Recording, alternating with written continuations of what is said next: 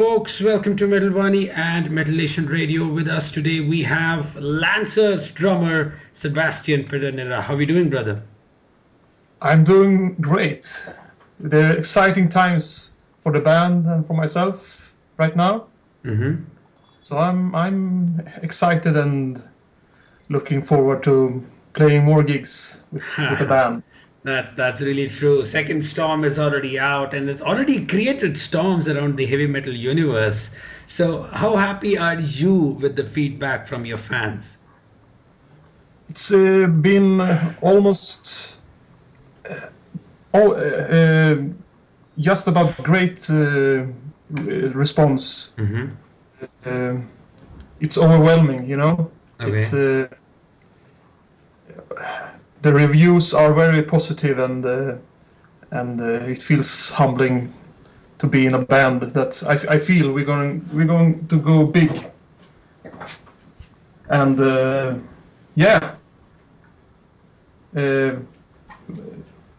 I haven't read any bad reviews yet. Okay. So I'm pretty fortunate. That's awesome, because when I talk about Swedish heavy metal, I mean the driving force seems to be growing exponentially stronger with every year.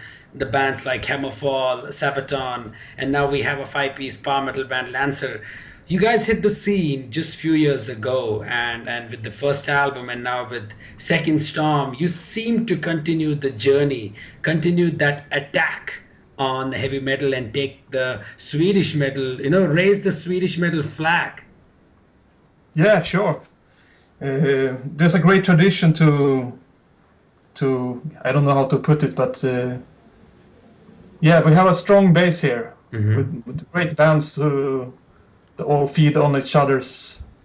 My friend, while listening to the album, I was just having a chat with her about this album, and she was telling me like she was damn happy to see the output on this album. And in fact, she even told me that if Gamma Ray and Michael Kiskeara's Halloween got together, they took steroids and had a baby, they would name it LANCER.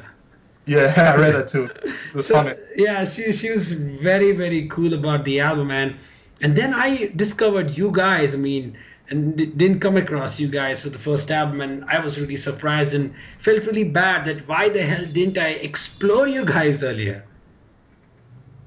Yeah, sure. In a lot of ways, this is our first album in a way. True. Because I think most people will hear this album for the first time. That's right. Now you guys on this album offer a perfect blend of speed metal guitars. There's some amazing drumming, by you, and as well as the bass lines. So somehow I feel that you guys have focused more on retaining that crunch of 80s heavy metal on Second Storm. Yeah, sure. I'm not a big part of the songwriting, but yeah, but Isaac and Frederick, they are big on the 80s, and we have a lot of different influences, and I think that's a big part of. I think we have a unique sound, even though we sound like older bands like Halloween or Maiden, and we have something. We have different inputs. Myself, I like a lot of kinds of music, not just metal. Mm-hmm. So there are kind of a lot of influences to draw inspiration from. True. And I hope it sounds a bit in the music. Right. Now, could you explain what's happening on the cover artwork of Second Storm? I mean, did the ostrich finally mechanize and let's say rise up against the human masters? What's happening on the artwork? Well, it's a post-apocalyptic scene with a sound blast there in the background. The world has come to an end, and on top we have our mascot, the ostrich. Right. I don't know any deeper meaning to the cover than that, but right. Yeah. That's cool, and running from the tyrant actually sets the tempo of the album with like bang on. And then one of my favorite tracks on this album is Behind the Walls, and I was really glad to see those melodic guitar solos, and then you having that tribal like drumming on that album. I mean, on that specific song made it even better. Oh, thanks. We had a discussion of which song to put as the opening track, and it was between Behind the Walls and Running from the Tyrant. Right. But we decided to go with Running from the Tyrant, and personally I like those tracks the most, the faster songs, the more, yeah, you get to sweat a lot, and I like it. Right. So as a drummer, what sort of challenges did you face on this album? Let's say something where you felt that yes, you have to come out of your comfort zone and nail those complex groovy drum lines. The thing for me, as I mentioned, I have inspirations in other kinds of music, right. And I actually didn't start playing metal until I joined LANCER. So I had to work hard on the double bass playing, I have listened to metal for a long time, but not played it. So that in itself is I don't see myself as a typical metal drummer. Right. I'm not a great metal drummer, but I have other influences, so I think I can make it up in other areas. But I have to work hard just to how do you say, be able to keep up. With the guys. That's awesome. I mean, a song like Aton, I mean, it's something which provides that phenomenal storytelling concept while beautifully written heavy metal instrumental breaks. So when you write these kind of songs, who starts? Does it start with the riff and then you guys work together, or how's the songwriting process of a band in general? Normally the songs are pretty much written when Isaac or some other comes with the song to the rehearsal room. So it's pretty much finished. We arrange it and I make I put my own touch to it, and the guitarist come up with ideas to riffs and changes to make it even better. Right. So it's pretty much finished songs that we get to put our personal touch to, if you say. Yeah, I mean, on this particular album, what's that like? Is that one specific song which you feel connected to, which you feel like, yes, this is one song which I'm very, very, very proud of? I would say Behind the Walls. I really like it. It's not a really complex tune or challenging, but it's fun, and it's heavy, and it's the topic is cool, and I like it. I like to play it live too. Awesome. And even the varying vocal styles on this track is very cool. It brings that sort of a depth and diversity this particular album has.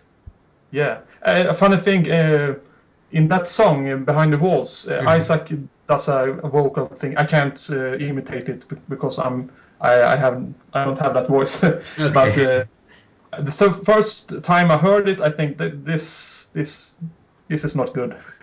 But when I heard it a few more times, I really like it.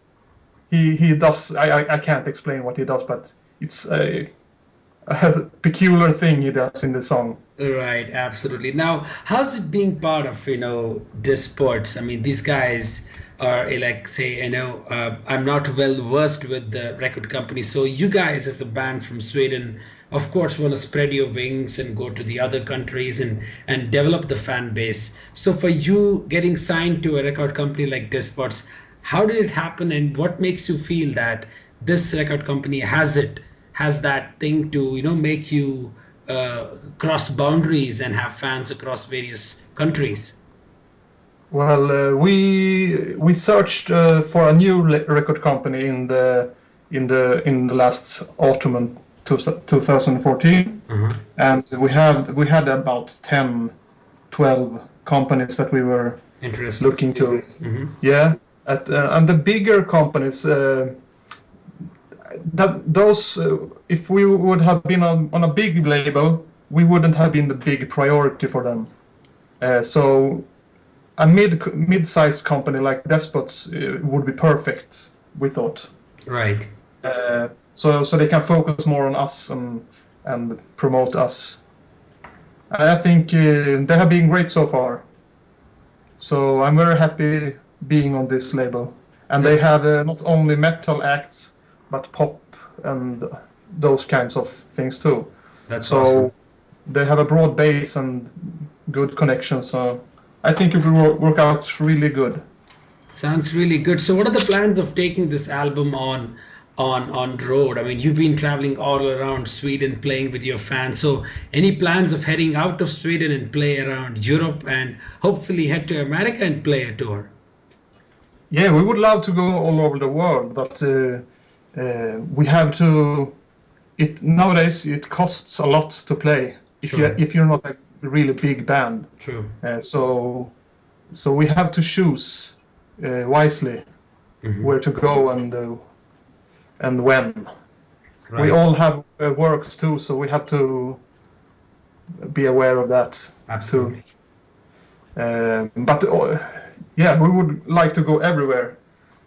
There's a good response from Europe and South America and USA as well. So awesome. Yeah. Fantastic. We're really positive, but we have to choose, like I said, wisely. Right. So all I can do for you, like as a fan of LANCER sitting here in India, is just wait for you guys to come here, hopefully like 1 or 2 years down the line, and play in front of your, the Swedish heavy metal fans in India. Yeah. A funny thing about India, when our last album came out, about the same time, there was an Indian artist called Yassijil, I think, and he made a song called LANCER.